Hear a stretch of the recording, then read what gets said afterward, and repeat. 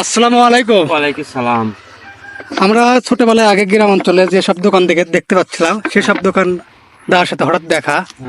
তো ছোটবেলায় আমরা অনেক বার হতাম, ঠিক না? মার থেকে 10 টাকা 5 টাকা নিয়ে নিচ্ছিলাম কিন্তু। আচ্ছা ঠিক আছে।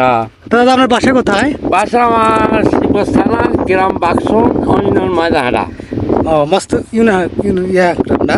হ্যাঁ আচ্ছা। যাই হোক, এখন আমরা মিঠাই দেখবো। সে কি মিঠাই? গ্রামে গ্রামে হয় না? হ্যাঁ বেরামে ঘুরে। তো দাদু হয়তো চেনে থাকবেন, তিনি গ্রামে গ্রামে ঘুরে বেড়ায়। আচ্ছা। মেদিনীপাড়া, মস্তাপুর এবং পন্নাতপুর, গুজিয়া হইতে দেখতে পাবেন। তো দাদু একটু মিঠাই দেখবো। আচ্ছা বাবা দেখো। দেখান তো। এই যে এটা হলো পেজি। হ্যাঁ।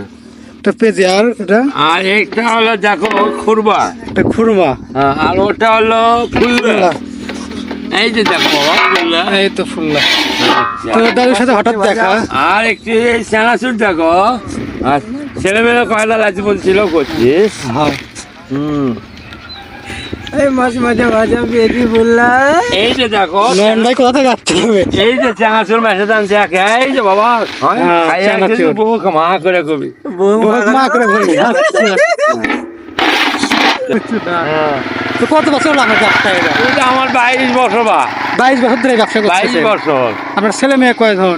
আর এবার ছেলে মেয়ে এলো 4 জন আর লাঠি পুচি 11টা।